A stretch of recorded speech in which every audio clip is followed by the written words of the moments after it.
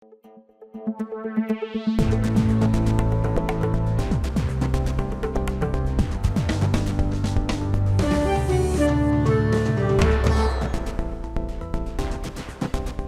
এখন জনপদে পুরো আয়োজনে আপনাদের সঙ্গে আছি আমি তন্ময় কুমার রায়। মতবিনিময় শেষে লাখো রোহিঙ্গার সঙ্গে ইফতার করেছেন জাতিসংঘ মহাসচিব অ্যান্তনিও গুতেরেস ও অন্তর্বর্তী সরকারের প্রধান উপদেষ্টা ডক্টর মোহাম্মদ ইউনুস। এ নিয়ে বিস্তারিত জানাতে আমাদের সঙ্গে যুক্ত আছেন সহকর্মী বেলায়েত হোসাইন।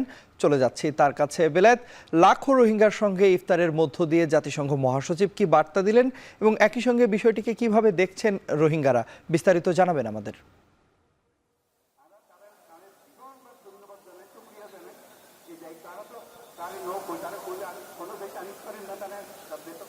এটি একটি অভূতপূর্ব আয়োজন। এটি আসলে না দেখলে বিশ্বাস করা যাবে না যে এত অনন্য একটি নজির দৃষ্টান্ত হলো সারা পৃথিবীর কাছে বাংলাদেশ সেই দৃষ্টান্তটি স্থাপন করেছে।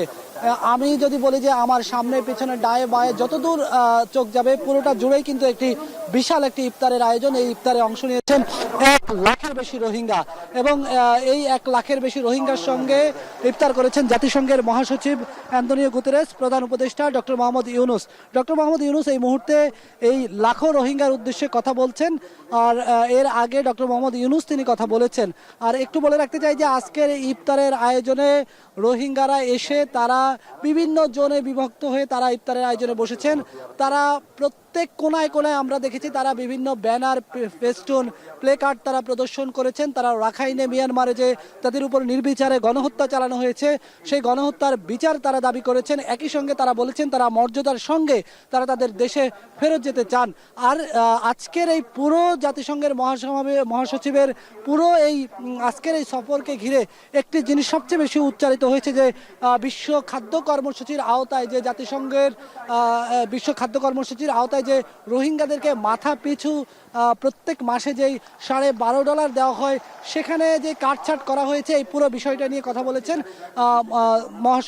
জাতিসংঘের মহাসচিব অ্যান্তনিও গুতেরেস। বলেছেন তিনি এই সিদ্ধান্তের সঙ্গে তিনি একমত নন, এটি কোনোভাবেই গ্রহণযোগ্য নয়। তিনি এটি বলেছেন। তিনি বলেছেন সারা পৃথিবীর কাছে এই কাটছাট যাতে না হয় এটা নিয়ে তিনি কথা বলবেন এবং তিনি বলিষ্ঠভাবে জোরে সোরে কথা বলবেন। জাতিসংঘের মহাসচিব কিন্তু আরও বলেছেন যে মিয়ানমারের এই রোহিঙ্গারা তারা যে ফেরত আসছে, তারা যে ফেরত যেতে চায় তাদের দেশে, এটি তাদের অধিকার।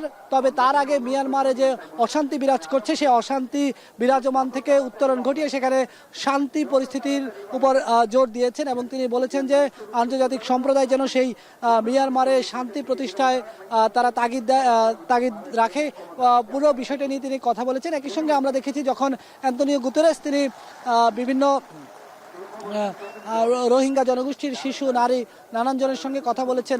তাদের সঙ্গে কথা বলার পর তারা কিন্তু তাদের উপর যেই নির্বিচারে অত্যাচার নির্যাতন চালানো হয়েছে সে অত্যাচার নির্যাতন নিয়ে তারা কিন্তু জাতিসংঘের মহাসচিবের কাছে তারা নালিশ দিয়েছেন এবং তারা বলছেন তারা মর্যাদার সঙ্গে তাদের দেশে ফেরত যেতে চান।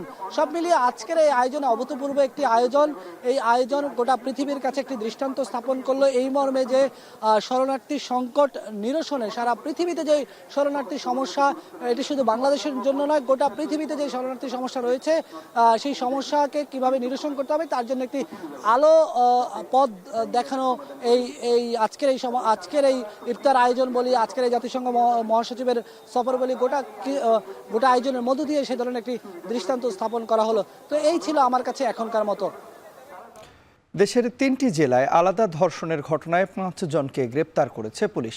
এর মধ্যে সিরাজগঞ্জের রায়গঞ্জে 2য় শ্রেণীর স্কুল ছাত্রীকে ধর্ষণের অভিযোগ উঠেছে। গেল 9 মার্চ রায়গঞ্জ উপজেলার নারোয়া গ্রামে এই ঘটনা ঘটে। বিষয়টি স্থানীয়ভাবে ধামাচাপা দেওয়ার চেষ্টা করা হয়, কিন্তু শারীরিক অবস্থার অবনতি হলে গেল মঙ্গলবার রাতে শিশুটিকে Shaheed M Monsur Ali medical college হাসপাতালে ভর্তি করা হয়। বৃহস্পতিবার রাতে বিষয়টি জানাজানির পর মামলা করে ভুক্তভোগী পরিবার। পরে অভিযান চালিয়ে পাবনার বেড়া থেকে অভিযুক্ত ব্যক্তিকে গ্রেপ্তার করে গোয়েন্দা পুলিশ। এদিকে মাদারীপুরের শিবচরে ক্লিনিকের নার্সকে ধর্ষণের অভিযোগ উঠেছে। এই ঘটনায় শিবচর ইউনাইটেড হাসপাতালের মালিক আপেল মাহমুদকে গ্রেপ্তার করা হয়। এছাড়া চাঁপাইনবাবগঞ্জের শিবগঞ্জে 8 বছর বয়সী এক বাক প্রতিবন্ধী শিশুকে গণধর্ষণের অভিযোগে 3 জনকে গ্রেপ্তার করেছে পুলিশ।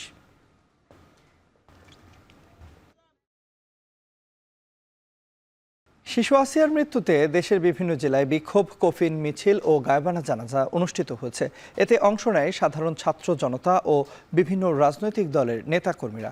দুপুরে হবিগঞ্জে গায়বানা জানাজা ও কফিন মিছিল করে বৈষম্য বিরোধী ছাত্র আন্দোলন। মিছিলটি কোর্ট মসজিদ থেকে সাইফুর রহমান টাউন হলে গিয়ে শেষ হয়। এ সময় সকল ধর্ষণকারীর প্রকাশ্যে বিচারের দাবি জানান তারা। নাটোরেও জুমার নামাজের পর কেন্দ্রীয় মসজিদের সামনে শিশু আসিয়ার গায়বানা জানাজা অনুষ্ঠিত হয়। এতে অংশ নেন সর্বস্তরের মানুষ। এদিকে বরিশালে জুমার নামাজের পর নগরীর BM কলেজ মসজিদের সামনে থেকে বিক্ষোভ মিছিল বের করে ইসলামী ছাত্র আন্দোলন। এছাড়া আসিয়া হত্যার দ্রুত বিচার কার্যকরের দাবিতে মানববন্ধন করেছে তারেক জিয়া পরিষদ রাজশাহী মহানগর। বিকেলে নগরীর সাহেব বাজার 0 পয়েন্টে এই কর্মসূচি পালন করা হয়। নাটোরের সিংড়ায় LGEDর নির্বাহী প্রকৌশলীর প্রাইভেট কারে তল্লাশি চালিয়ে প্রায় 37 লাখ টাকা উদ্ধার করেছে পুলিশ। এ বিষয়ে জিজ্ঞাসাবাদের জন্য গাইবান্ধা LGEDর নির্বাহী প্রকৌশলী সাবিউল ইসলামকে হেফাজতে নিয়েছে পুলিশ।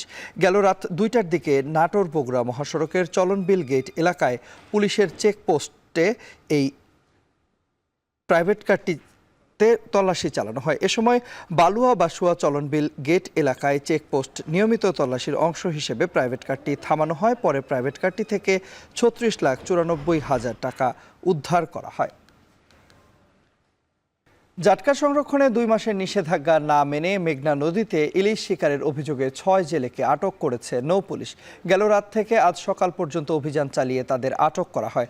এ সময় 1 লাখ মিটার কারেন্ট জাল ও 3টি মাছ ধরার ট্রলার জব্দ করা হয়। মেঘনার লালপুর ও আনন্দবাজার এলাকা থেকে আটক হওয়া এই 6 জেলের বিরুদ্ধে নিয়মিত মামলা করা হবে বলে জানিয়েছে পুলিশ।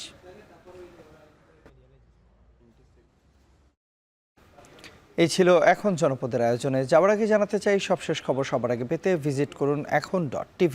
ফেসবুকে দেখুন facebook.com/tv.এখন আর ইউটিউবে দেখুন youtube.com/c/echontv।